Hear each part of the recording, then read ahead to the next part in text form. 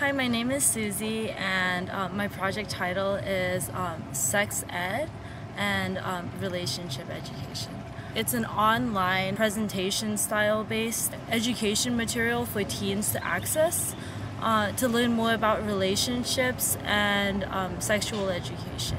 It's a presentation, but also students can look at it by themselves. Like, you just click on what interest you have, and then it directs into that interest, and then you can click more into that subject. Like, what's a healthy relationship, what's an unhealthy relationship, things that I wasn't taught in school in sex ed, because I feel like sex ed in high school is only focused on like contraceptives and not really like the emotional aspect of relationships. Mine talks about what's abuse and what should you give up in your relationship, what's giving too much and what's like taking too much, if that makes sense. I wanted it to be accessible at schools originally. I contacted several schools and they're very hesitant to allow me to like even do like a presentation on sex education because it has to go through numerous approval. Parents have to be okay with it. And one thing that my presentation has is like sexual orientation and when is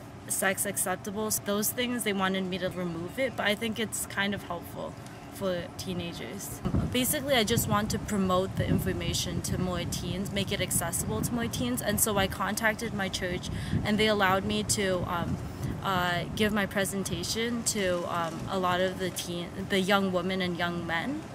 But then they wanted me to remove the sexual orientation information in it because I said one component was a man can be attracted to a man or like a woman can be attracted to a woman. They wanted me to remove that. So, but I think that's really limiting the education. So I don't know. I think I want to make it accessible online to teens so that they can look at it on their own because I don't think there's like a lot of controversy with the subject, so it's very difficult for me to make it possible at schools, which is what I want.